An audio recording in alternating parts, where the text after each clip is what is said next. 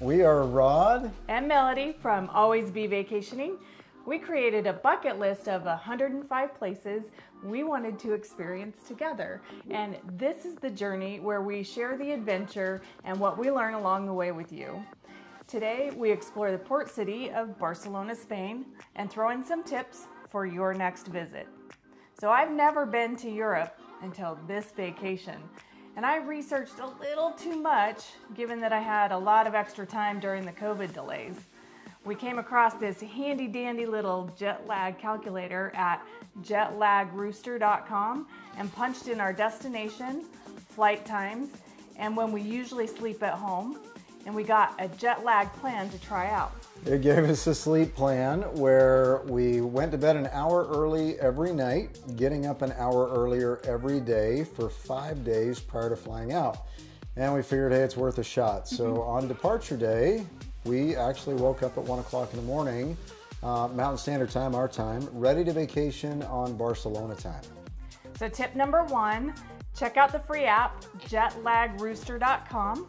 And tip number 2, we recommend flying in a day or two early to reset your internal clock, get rid of jet lag before you board your ship, and most importantly, go to explore a new place. Oh, for sure. So Barcelona is a pretty amazing port city in the northeast part of Spain on the Mediterranean. It's the capital of Spain's Catalonia region, and it's known for its architecture, its art, and its history. And of course, the Barcelona soccer team.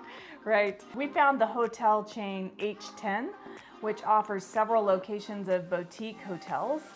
We chose H10 Casa Mimosa for our pre-cruise stay. So it's located in the Eixample district of Barcelona. We actually paid for 2 nights because our flight got in at 9 o'clock in the morning.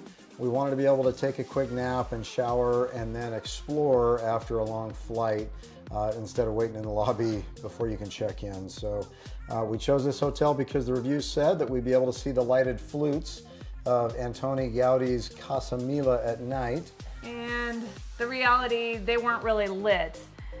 But Barcelona's nighttime skyline did not disappoint. Yeah, we got the deluxe double room garden view, which was really cool. It had a very clean European style, super welcoming, and even though it's a little bit smaller than typical US hotel rooms, the extra tall ceilings and just being in a new place made it feel perfect for us. Yeah, it was beautiful. Tip number 3, get into the groove of your new time zone quickly. If you arrive early in the morning, have breakfast. Yeah, stay active, get active quick. We gave ourselves about an hour and a half to kind of rest, stretch, decompress, get a coffee, shower before we started to go see what we could find. Yeah, that was a European coffee, not really what I was expecting. Yeah. Barcelona is a walking city. We've been warned not to dress like tourists, so no Braves outfit, no Nike tennis shoes. And the reality is a lot of people are still wearing them, but you do stand out a little bit. Right. It's more of a dress-up city. You know, it's a little bit more elegant than we're used to. It's not yoga Correct. Pants and baseball caps. So, right. Yeah. Tip number 4, wear walking shoes that are ultra comfortable and broken in because you're going to be putting in steps. Yeah, don't wear new shoes that haven't been broken in yet. Yeah. Right. Our first tourist stop was to see the front of Antoni Gaudi's Casa Mila, and it was commissioned by Pere Mila and Roser Semignon to create an iconic piece of art and architecture. Casa Mila was the new home of the Mila family, who occupied the main floor and then rented out the other apartments.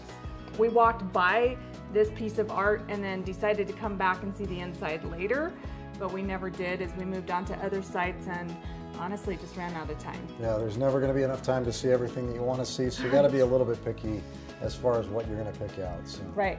We'll do that one next time. Yeah, for sure. So tapas bars are found everywhere in Barcelona, and I mean everywhere. We thought we'd sample from one around the corner from our hotel, and in between our hotel and Casa Mila to start with. We thought it'd be similar to fast food in the US, just a quick in and out type of thing, grab a sandwich. But no, tapas is actually an experience. It's meant to be savored by the Spaniards. And our quick stop took about an hour. So tip number 5, be prepared to wait for a very long time for your check. Yeah, they don't expect you to eat and run. They expect you to have a conversation and enjoy the experience. So plan on it, right? Yep, yeah. Yep. So we walked down the Calle de Catalunya to the Plaza de Catalunya. Iberostar overlooks this plaza. It's filled with pigeons, statues, fountains, super lively square, usually full of tourists taking pictures on their phones, right? Right. It connects the Eixample to the Old Town or the Gothic Quarter, which we'll visit after the cruise from on Harmony of the Seas. We'll walk the path of one of my favorite books called Shadow of the Wind, written by Zafón, and everybody in Spain, everybody in Barcelona has read that book. It's an amazing book. So. You actually read it in Spanish. Yeah, I read it in Spanish and English. It's more beautiful in Spanish, actually. So. Next stop is the Arc de Triomphe. Now, isn't there a lot of triumphant arcs in the world? Well, there have been a lot of wars won. Yeah.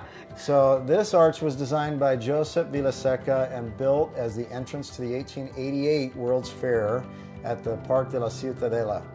The arc has been on my personal bucket list for a long time, and seeing it in person was amazing and inspiring. It was, yes.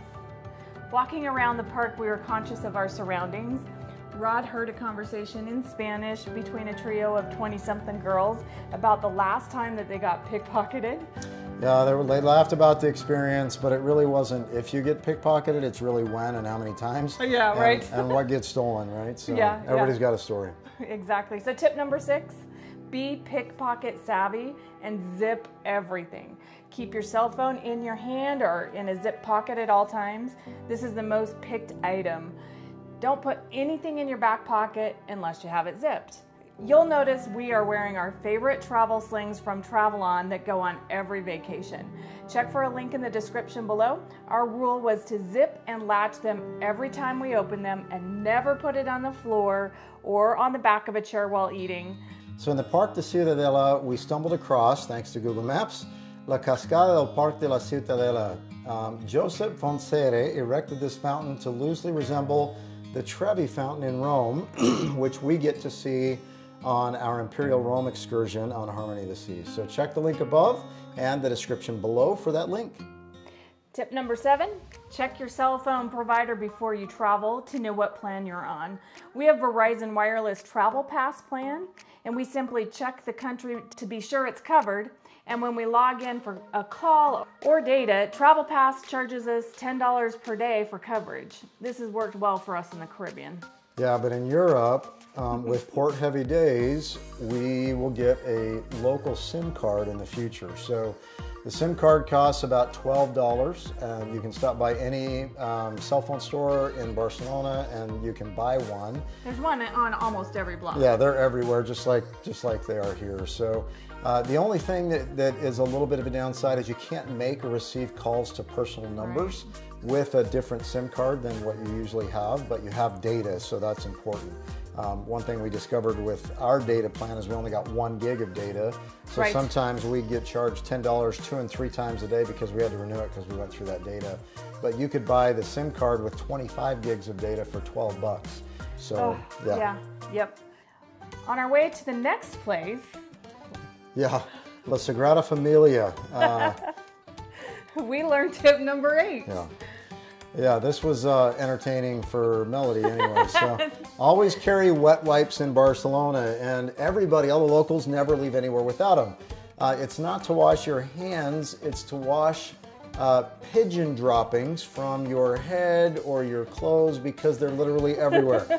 Walking paths are lined with trees, and if they don't have trees, they have big arcs and everything above the road, and everybody is dodging pigeon poop. Yes. You'll notice the monuments and the buildings are covered with netting all over the city. This netting keeps the pigeons away from the surfaces because they are a real nuisance. And they make it kind of fun, right? The Plaza de Catalunya would not be the same without the pigeons. Yep, for sure. The most surprising discovery for us in Barcelona, I think for both of us, if I say this, is La Sagrada Familia. Yeah.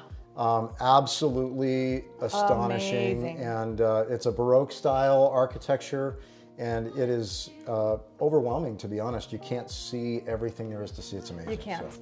Tip number 9, book your entrance online and book it for the earliest time slot that's available the day you're going. It's a UNESCO World Heritage Site. The Basilica de la Sagrada Familia or Church of the Holy Family, was designed by Anthony Gaudí. Yep. The architect and artist devoted his entire life to this project, and he's actually buried in the crypt.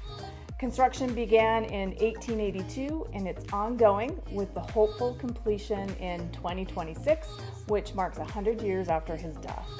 Words can't describe the beauty that your eyes are going to see. Yeah, it's absolutely astonishing. Can't miss it. I think we'll go every time we go back to Barcelona. Tip number 9, let your nose guide you to the bakery. So my favorite lunch in Barcelona was a happy accident. We stopped at a little restaurant on the side, bocadillos with serrano ham and manchego cheese. Highly recommended. Yep. So it was a long walk up the hill from La Sagrada Familia to Park Güell. Tip number 10, take a cab or a bus up to Park Güell. It's going to gift you with more time at the park, and you can always walk home afterwards. Yeah, and the park is plenty big to get all of your exercise and your steps in, so you don't need to do the extra ones walking to the park. Yeah. Yes, thank you. Park Güell is a UNESCO World Heritage Site as well, with works from Anthony Gaudí. Tip number 11, buy the entrance tickets on the free app in the description below. The app's also going to give you walking directions, points of interest, so that you don't miss any of the good stuff. We actually went the wrong way because we were looking at the map backwards and started our experience a little underwhelmed, and then later got to discover everything cool when we figured out where we were. Right, exactly. And don't forget, this app is free. Yeah. We didn't find it until afterwards. That's why it made tip number 11.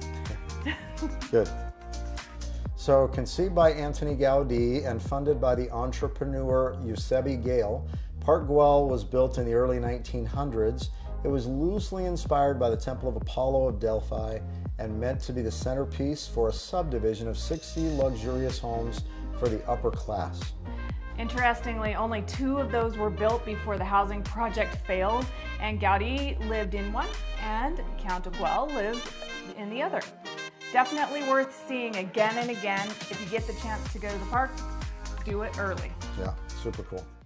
So a short walk from the H10 Mimosa, we found a fun restaurant called Don Kilo du Gourmet for dinner. We wanted something light because we knew cruise food was going to be plentiful. It was full of locals, which is always a good sign for quality. The prices were great. The weather was warm. We decided to sit out on the sidewalk where we could kind of take in the ambience. It was a perfect meal for a Barcelona evening. As the sun sets on our pre-cruise port days in Barcelona, we invite you to thumbs up if you like this video and subs if you loved it. You got more content from Barcelona, Spain, and Italy headed your way. In the meantime, check out one of these videos. Buenas noches. Buenas noches. Yeah. Buenas noches. Yes, I'm definitely American. That's good.